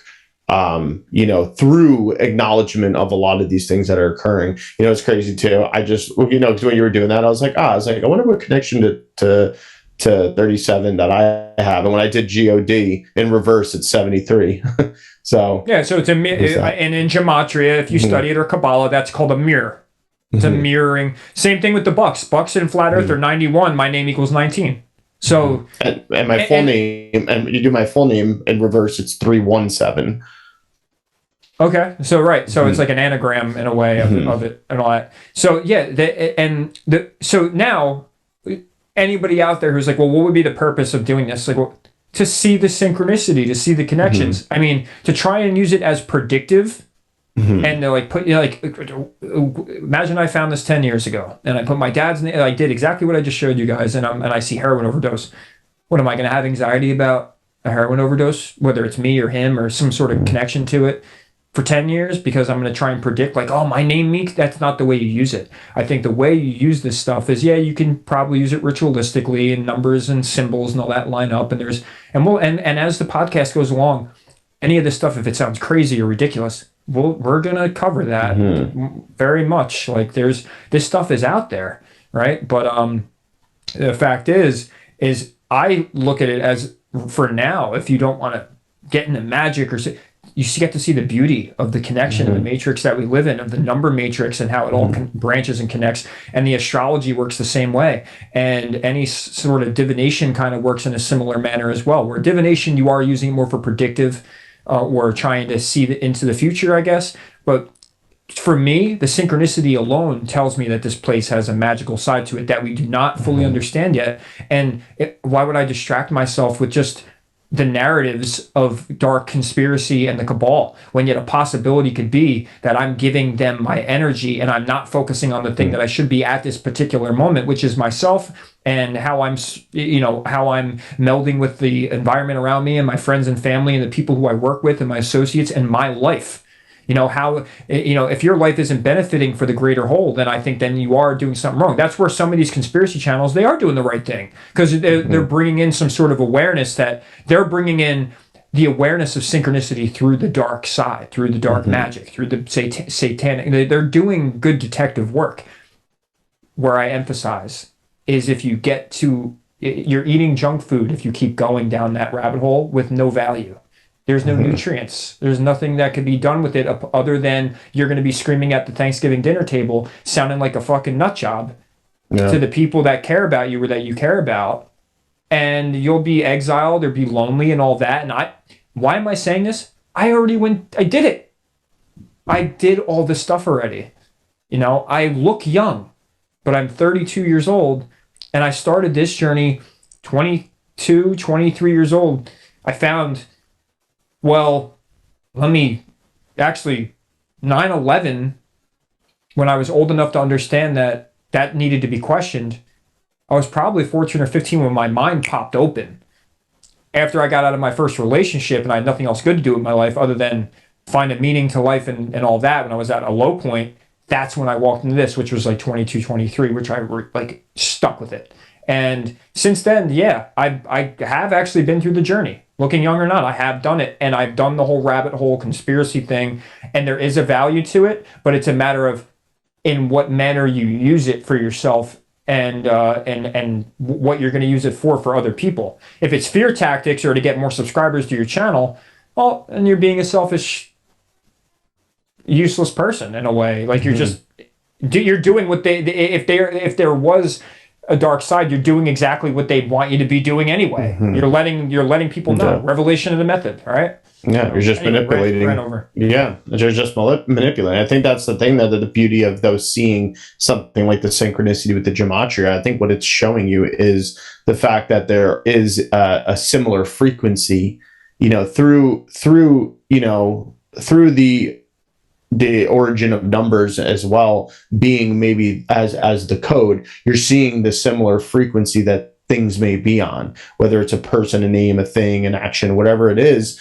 You're seeing that potential, and there's different ways, and we're not going to list off the ways, but there's different ways that can be beneficial to you, or help give you some sort of insight into maybe some things and the organic workings of this matrix, of this reality and stuff. But other than that, since there's plenty of other things that have occurred besides, the two things that we talked about, and or whatever, the three things that we talked about. Yeah, we could go into the whole Ukraine thing. Yeah, we could go into the whole train derailment or anything and stuff like that. But the way we see it is still going to be the same way. Is that if anything, society is looking at it this way, and constantly wanting to be up in arms about it, and somebody to blame, rather than taking on the perspective of, okay, well, what is it teaching us about society? What is it teaching about us, about ourselves? Like, I'll just use one thing from the train derailment, as an example, is just that there was such a heavy focus on this happening, but a lot of people, which not enough people, I feel like, we're starting to know, when everybody else was going down a conspiracy rabbit hole, a lot of people, because of looking into it, started realizing, oh, hey, this is a thing that actually happens very often. This is a thing that also, companies do in a stock drop and dump and stuff like that, in order to bring their stocks back up and everything, and transferring over. And like, there's a money thing, but also the fact that this is how we handle maybe something like a train derailment or toxic spills. And it got a light to be shown on maybe some more environmentalists to be like, oh, we got to come up with a better method. This isn't a good way to deal with toxic spills and burning them and put them in our atmosphere and everything and stuff. Is that really much better, with wind carrying it and acid rain? Is that really much better than it seeping into the ground? Like, do we not have a better way of disposing it? So that would be more of a tangible, functional way to look at it and a valuable way to do something about it, rather than just being like, oh, well, they're trying to kill us and they're trying to this or whatever. Could be. But which way seems like there's more of an active way to handle something like that. What you're saying, and it's simple. What are we going to do about it? Yeah.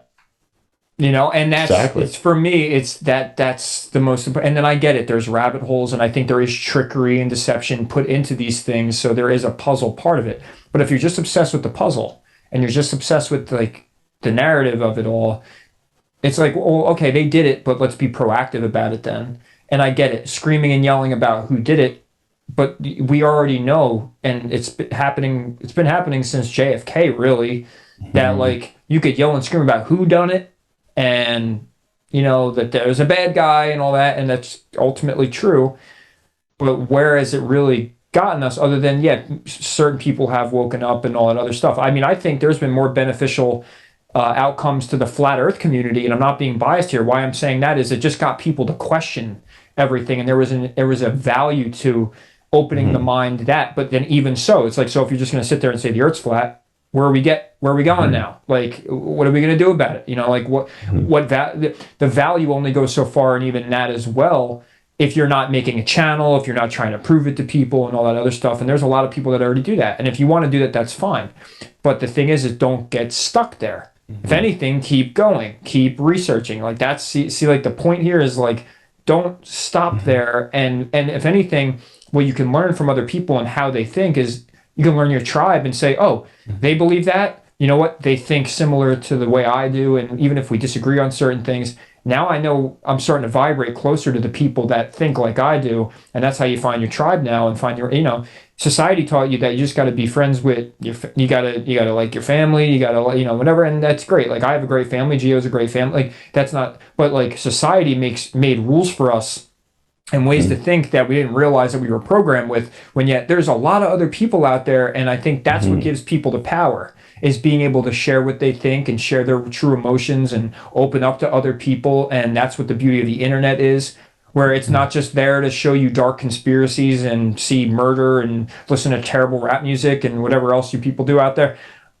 But there is a positive side to everything, and that's the point Gio's making, right? So if the train thing happened, we see the symbolism, the numbers lined up. Oh my God, yeah, crazy synchronicity, might have been a ritual. But if anything, then if they did that ritual, then let's learn, if you do think, say it's a ritual, let's learn how that works then, and let's learn how to counter it. Let's be proactive. What are we going to do about it? So, and once again, if you're on the game board but you don't know how the game works, well, then you need to learn how it works first. So you got some investigating to do on even how the game works properly. If giving certain things attention makes them grow, and the manifestation community would agree on that, then that's, you got to X that in. That's part of the game, right? So if you're just being preachy and yelling about the bad guy's power grows, because that's what you're giving your mind to. It's what you're giving your energy and emotion to. It's what you're sharing with people. It's what you're planting seeds in everyone else's mind about that. And then the consciousness focuses on all those things, and then they grow. That could be part of the game. You don't know yet, right? The beauty of morphic fields and the idea of pendulums and egregores. All those things will be talked about over and over again, because me personally, think it's a vital concept to be aware of, to understand. And metaphysics, like how you're, Gio, you're a big metaphysics guy, and so am I in a way, right? That all that stuff is the how it works. How do we play the game, opposed to just on like a chessboard, just hoping and praying that's, one day it might be checkmate for us. So we have to be careful and learn how to play the game.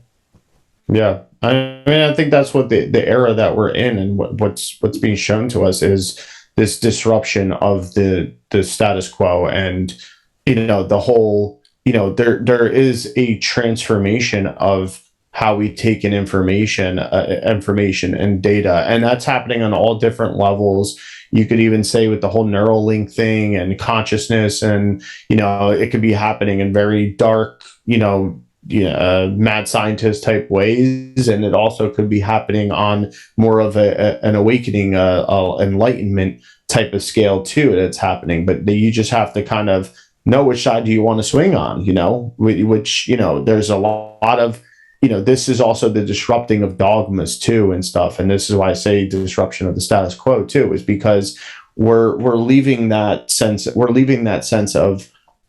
okay, well, it's just about what I believe, and that's how I operate. That's what I have to operate on. Saturn ain't going to agree with you on that one. Yeah, exactly. Pisces, it's not going to agree. It's going to actually disillusion all that. Yeah, exactly. And so this is a fundamental time, really.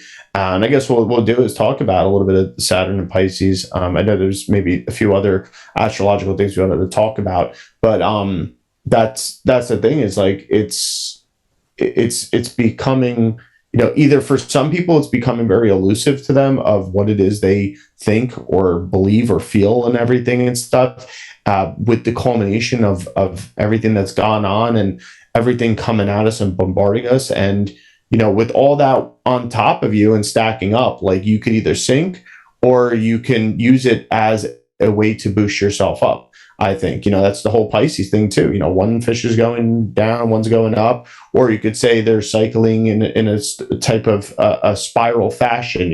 That's a part of it that we don't see we don't see it because it's a 2-dimensional sign the way it looks, but really it's the spiraling, and it's telling us about even our life. Are we going to, in more of an allegorical sense, are we going to ascend up? Are we going to spiral up and branch out and everything? Or are we going to keep spiraling downward and just be, eaten up and shot back out into the same routine and everything? So letting go of some of these dogmas and really understanding, if there's any belief to have, is the belief of not even a belief, it's a knowing. It's a knowing of yourself that you are significant, that you do have an individual significant, no higher, no lower than everybody else, that there is, that there is a point that no matter what, even the worst people in the world are still on the same plane as you. And there is a responsibility you have over yourself, over your own feelings, and being able to now sit there and be like, okay, well, yes, maybe my family will hate me for, this or whatever stuff, but I have to be true to myself. I have to be true to, that this religion that I've in hasn't been serving me. Yes, doesn't mean I have to totally throw the baby out with bathwater. I could sit there and be like, hey, you know what? There's a lot of valuable lessons I've learned through this. And you got to take what you need and leave behind what you don't, and start developing the new self through all these things and stuff. And I mean, that's developing this new structure for yourself moving forward. I mean, because that is Pisces too. It's the culmination of all things, of the all 12 signs and everything, and kind of trying to make sure that it's not just falling into the shadow sides of these things and these archetypes and these ways of being. Yeah, I mean, and Saturn is not only authority, but it is the structure. Mm-hmm. And so if you go into these next 2.5 years without any structure to your faith, or there's not really much reality or grounding to your faith and your belief systems, that Saturn's basically going to come in and be the authority about it and say, this hasn't worked for you, or this seems to be bullshit, or you don't have any foundation here. So guess what? Now you have to basically restrict in a way yourself of just trying to just believe anything or just going off of just random faith. This transit's going to be about, like, I guess, being your own authority on how it is and what it is, your approach to having what faith really means to you and what it is. Mm-hmm. And if you're faith in yourself too. Right. And if it's in a religion or an external authority and all of that, and it tends to be false, well, you're going to be shown that. So if you put your faith in the government, or if you put your faith in a political party and it's faulty, well, Saturn in Pisces is kind of here to say, oh, well, here's all the stuff of why that's actually not the truth. And I'm going to have to, you're going to feel restricted and in a way have some sort of resilience. Like what people could fall into is a despair of they don't know what to believe anymore, or they don't have faith in humanity or have faith in the political party they followed for 2 decades or anything like that. So it's time to really come in, sit down with yourself and say, like, what do I really believe, or what do I really have faith in?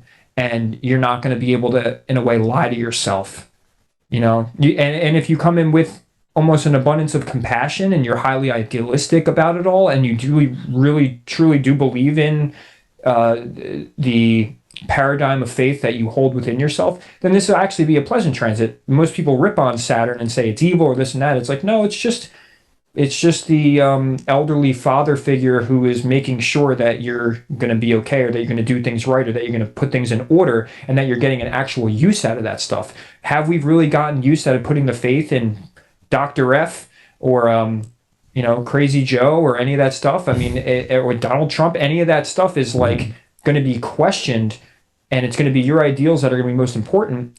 And on the other end, the gift that it'll give you is that if you do have a strong foundation of faith and idealism and stuff like that, and it does benefit the rest of the collective, because Pisces does rule the collective, the 12th house and all that stuff, and you can learn to be, in a way, charitable and determined with that area, well, then you can make the world a better place in that, and you'll have a great transit. And here we go, the beauty of knowing the astrological stuff. Most people going into the next 2.5 years, not aware of what the sky clock is saying, may have a more rough time, but yet now on this end of the people who monitor the synchronicity and timing of the universe itself and in consciousness, we're now prepared, and we're able to then set our own standards and be prepared for the growth that probably needs to happen. And when we're challenged, we know what it is, and then we know that we have to work through it, and then we're not just being smited by the universe or that we were just deceived and life sucks and everyone's evil or humanity you're prepared at that point. And this is the beauty of karma, in a sense, of what Saturn brings as karmic, is like, if you didn't check yourself at the door with your faith and your religions and your political parties and everything that your ideals and all that stuff, and they're faulty, you're going to know. And you're going to know in the next 2.5 years. So, and that's the way I see Saturn and Pisces mainly being on a mundane or general scale. Yeah. Absolutely. Yeah, everybody's worried about even the financial, occurrences that are going on. I'm not even talking about that whole bank run thing, because honestly, that doesn't affect the simple mom and pop people and, whatever. It's that has more so to do with, bigger type investments and people. Yeah, so like that's not even something. And that's Pluto the end and the last degree of Capricorn, the energetic degree where it's most strong, and Capricorn rules structure and banking and all that other stuff. And then also you have the North Node in Taurus, which Taurus also rules money and finance and value and all that stuff. And the North Node is coming in saying, hey, and Uranus just conjuncted it for someone. Uranus is liberation and change and sporadic earthquakes, right? And so we're having an earthquake in the financial and banking system. Sky Clock says it. Sky Clock has already predicted it, and so it's right on time. And so we know that now it's like you just got to let certain things play out and only be able to, take hold of what you can control and let go of what you can't. Which, by the way, is another Pisces theme. So Saturn is also going to say, like, if you can't control it, you're going to have to. There's going to be a point in time here. You're going to have to surrender the fact that maybe your political party was full of shit, or that it had parts of it that were wrong. That ideals needed to be checked at the door, and then it's time to have some resilience to that.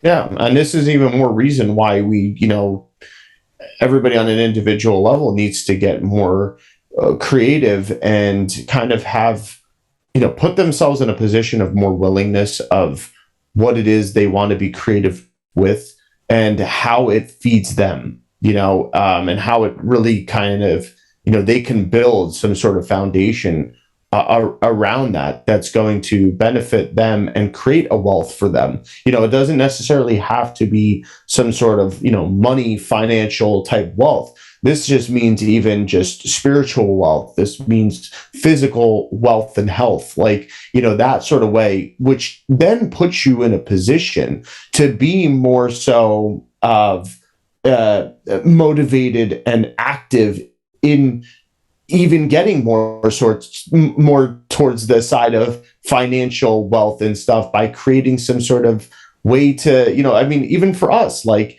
we do what we do and we're participants and whatever in society and everything too.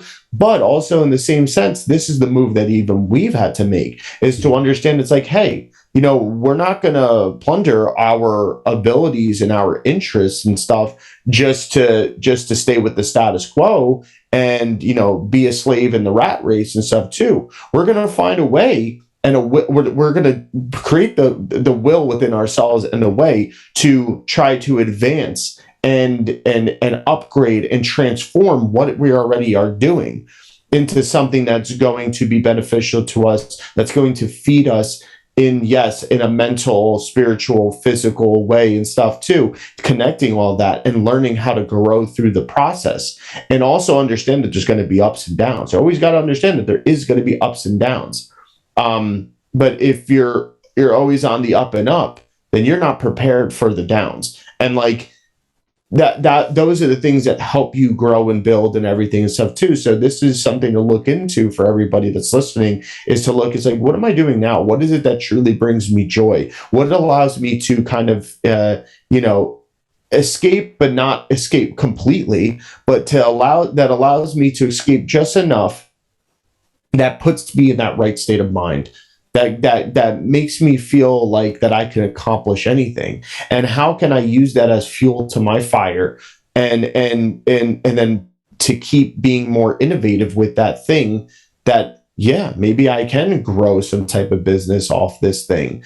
Maybe I can have some more a way to have a supplementary income come in because of this thing that I enjoy doing and that I'm putting attention and work into. You don't know where that may lead you eventually. That could lead you somewhere where you never expected and be the full-time thing that you're doing in some sort of way. So you have to take those things as considerations and possibilities, and just find the frequency that you need to find in those realms. But it's going to be a deep look into yourself, and those things may not necessarily be accomplished if you're just following somebody else's rules all the time, or constantly catering to somebody else's ideals and what society expects of you and what they want you to do, what your parents or what, family, whatever it may be, boyfriend, girlfriend, it doesn't matter. It's understanding, like, it's crunch time as far as the fact of, going into your truth. This is stuff that should have already been done, but there's always time for self to get into that. And that's one thing that we want to also, as we go down the road, really make sure we hone in on that, and maybe try to use examples for personally people in those positions, whatever it is through the type of information that we go into as well.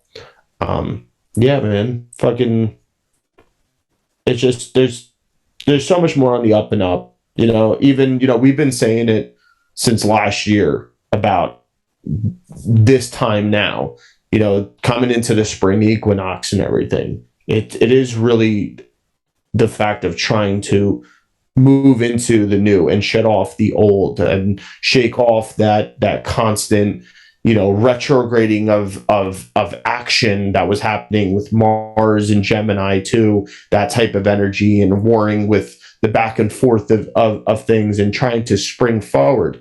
Battle of information as well.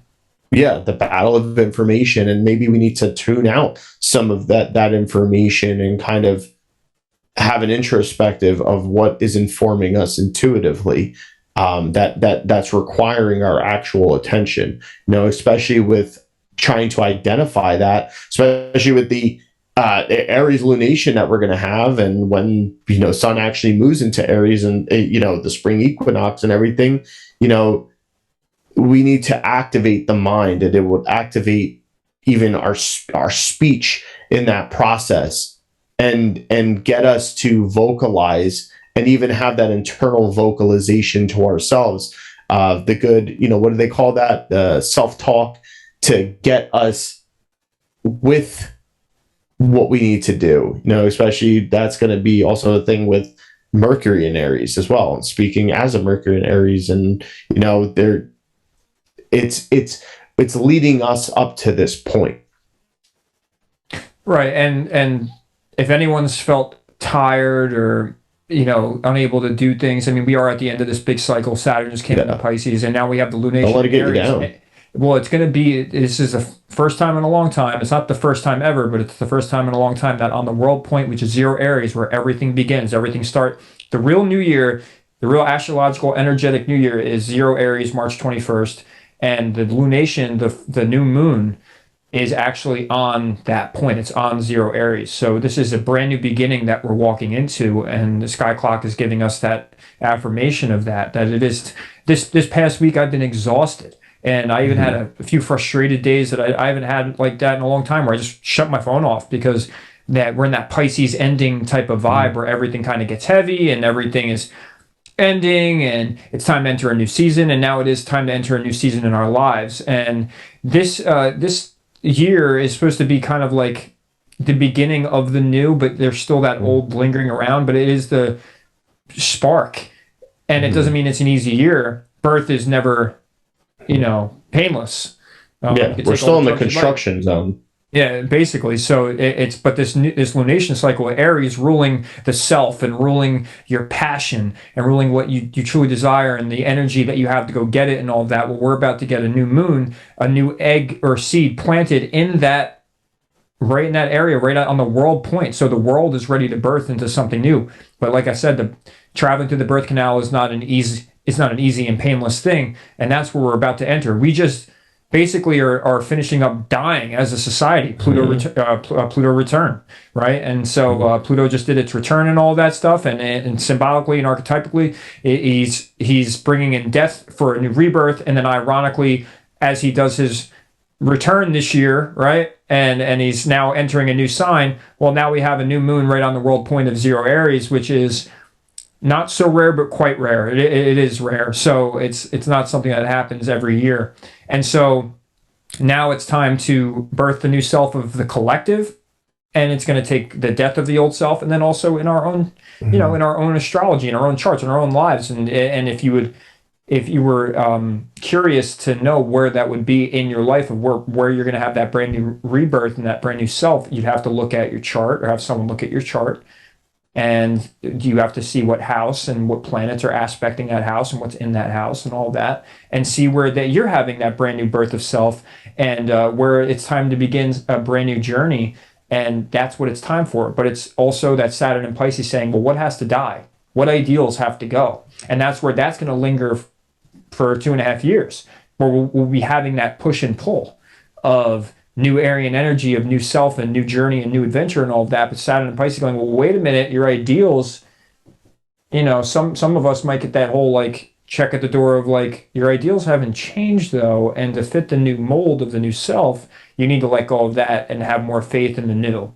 And if you learn how to see the astrological story, that's a perfect way of seeing it, and that's what we're walking into. So there's good and bad, of course, but as always, astrology is hermetic. That means that it doesn't care what you think is good or bad. It has no care of that. It just is what it is. Yeah. You know, a tornado is gonna go through a town or whatever. It doesn't know what's going to do. It's unbiased. Nature is unbiased. It just happens. And astrology would be part of that realm of nature. It's just more on the metaphysical side of nature, but it is there, and it is part of the realm or nature, natural place that we live in, and it resides. So it's going to happen in whatever way, unbiasedly. Don't take it personal. Just do the work. That's all. You know, Yeah. Easier said than done, but got to do the work. Yeah. But perfectly said, though. I mean, the way to metaphorically paint a picture, like I just said before, it's like we're in the construction zone. But the thing is, the universe has given us okays on all our permits that we need to build and everything. You know, the cleanup crew is cleaning out, you know, the rest of whatever remains and stuff from the old structure as well. And this is the point where we're going to start laying down the cement for the foundation. But the thing is, though, is make sure that you make sure you're following the schematics. Say the schematics are, maybe your chart and your desires and wills and stuff like that. Make sure those things are in line. Make sure your rebars are in place in the cement, and don't get caught in the cement as it starts to dry. You know, don't bury the schematic the schematics in the cement, and then it dries, and then, oh shit, I don't know what I'm building. You know, this is the thing where we're coming into that needing to kind of intentionally identify what it is we're trying to move towards, even if it's not even an action, even if it's not even an action and an outward thing. What are we trying to accomplish, even with our state of being? And these are the questions to ask yourself. So when we're asking questions of who done this and who did that and did it whatever, and what rituals are being done, maybe we should not focus so much on that attention of that, but more so asking ourselves the question is, what have I done? You know, what have I neglected? What is actually fueling me and creates a feeling of either self-love or happiness, and where is it that I want to see myself kind of go down the road? And like I said, don't get caught in the cement while it's drying. You're in the process of building your foundation, so build it and build it properly.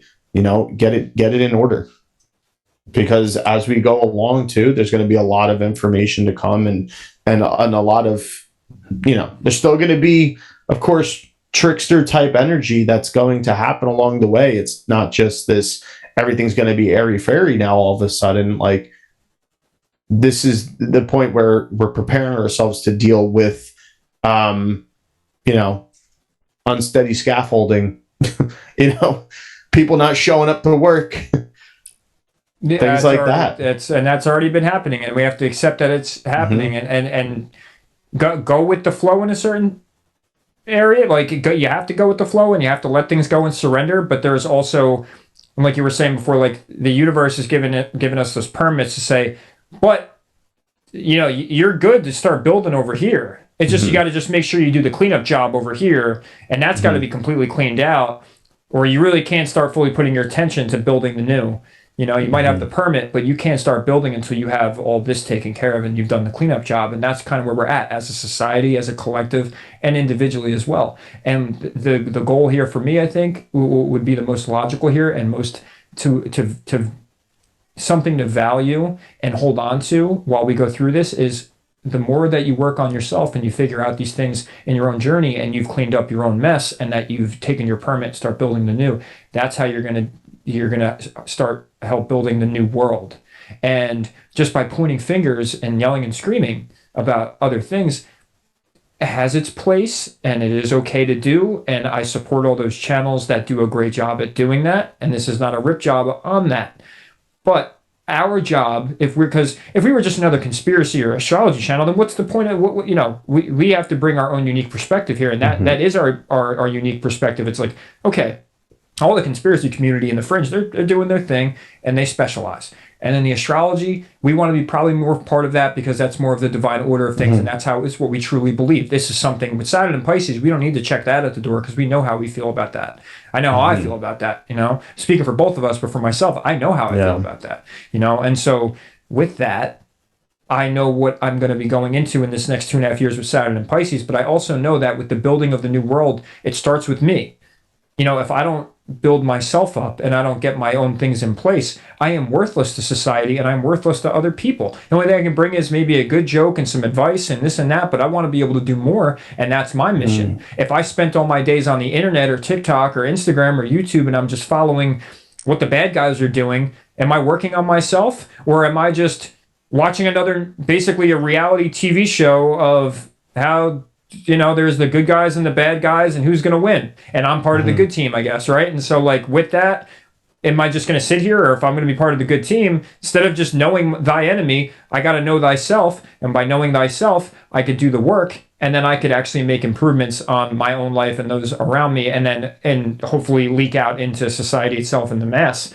So that's our job. You know, like if we were just to be another channel and podcast to talk about the same old stuff, I mean, you have plenty of channels out there that if you just want to go watch the fringe and get your dopamine hit, and there's plenty of great astrology channels that don't want to even, I think a lot of them are not even aware of the darker side. I think that's the Pluto Scorpio's job. That's like, we're sitting in the middle, like, oh no, there's a dark side over there. You can't be all love and light over here.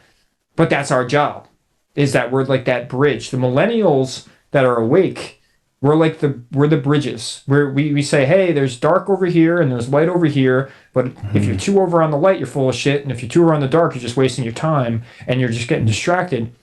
So it's about integrating and bringing that Plutonic energy, Scorpio being ruled by Pluto, is our job is to merge the light and the dark. And when we do that, we're doing our job as, say, as a sub-collective, as a Pluto and Scorpio and millennials, but then also at the same time, we're bringing awareness and doing our thing. And that's why like I was saying in the beginning, not that we have a bigger job, but we do. Yeah. We're extracting the valuable, as a Pluto Scorpio, as we are the Pluto Scorpio, we are extracting the valuable material below the surface. That is our job. So yeah, they're great initiative. A lot of these channels, yes, we're exactly, we're excavating the information from other sources and everything, and these other channels and stuff like that, and not just saying we're doing the dig job, we're digging, we're looking for gold. You're looking for gold, but have you found the gold? You're kind of skating right past it. It's like they're digging and digging and digging and then going right past it. Or if you're digging for gold, are you just going to sit and point at it and let the guy in the suit take it while you're sitting there pointing at it? Like, oh, hey, there's gold. Yeah, I dug it. Coming in to steal. Yeah, right. I might have dug it up, but there's this guy who's coming to steal it, and he's going to use it to control me. Or are you going to actually dig it up, make it something useful for yourself, and then go and actually, and then come and bring and be a good human, and come in and say, hey, I got my fix, and I got what I need and my resources, and I've done the digging job, so I get to take some first and all that. But hey, I found gold over here. You guys should come check it out, and then grab that gold and use it for yourself, and use the, and as an analogy, that's like us bringing the information and doing the best we can. And I'll say this a lot. I give praise to a lot of other channels because we wouldn't have this information if it wasn't for people like Rupert Sheldrake, Ken Wheeler, Santos Bonacci, Lindsay Harris, channels like Video Advice and Daily Motivation and things that I watch lately, Saban Bomar. I mean, there's so many, like, gold's already out there, and you just got to know where to look. And it actually comes, there's a lot of other people that already have found some gold mines, and it's just vital that you take the pieces of nutrients you need from them, say thank you, and move on sometimes. Or if you fully resonate with certain things, you go down that path. And I already did that. And I know now that it's like there's an individuation part to this, where like I'm not just attached to a channel or to a topic or to some esoteric teaching or to astrology, where I have some things that are more important, but I am in an individuation process, so that by individuating and by figuring things out myself for life itself and all of that in my journey, that I can yet then bring it to the collective and be something useful and valuable and intrinsic to the minds and peoples of the world as much as I can. And that's a big dream of mine. And I hope that I pull it off, whether it's in truth or whether it's in music or my art or whatever it is. And I'm sure, I know that Geo feels the same exact way. Yeah. We got to learn how to process the raw material that's being excavated. Yeah. That's all in all. All in all. Mm-hmm. Cool. So what do you think? Well, I think we're good on that one. Yeah.